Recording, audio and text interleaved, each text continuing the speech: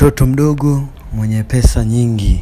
Bwana, hii ni kauli ya Chief Godlove, na hii amekuwa akiitumia mara kwa mara sehemu mbalimbali ambazo amekuwa akipita, na hii inaashiria kweli uhalisia wa jina ambalo amejipatia upo kabisa, na hii imekuwa ikiwagonga vichwa watu wengi sana huko akibaki wakijiuliza Chief Godlove ni nani na anafanya kazi gani bila kupata majibu. Sasa bwana, Chief Godlove kupitia ukurasa wake wa Instagram aliweza kuonekana kuguswa na msanii kutoka pale Konde Gang Hibla, kutokana na ujumbe ambao aliweza kuandika na kuahidi kwamba atajaribu kumsupport kwa kiasi ambacho yeye atakuwa nacho ama yeye atajisikia kukitoa.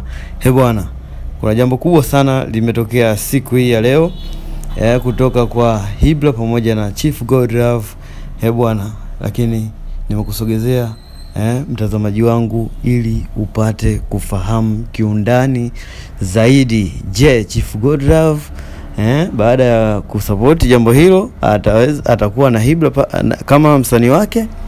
Sasa leo nimepata habari kubwa ambayo nikasema so mbaya na wewe upate kufahamu kipi kinaendelea kati ya hao wawili.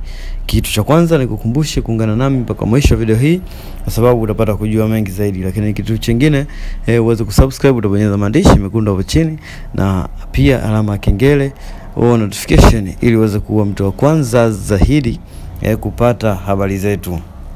Bwana, kama nilivyokuambia hapo awali, Hibla aliweza kuandika ujumbe mzito ambao ukionyesha kwamba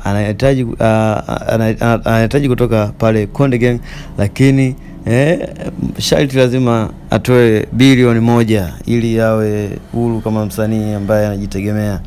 Bwana, sasa hiyo Hibla akaweza kusema ili jambo limenishinda, ngoja niwasogezea mashabiki wangu yoyote ule asapoti kwa kitu chochote kile.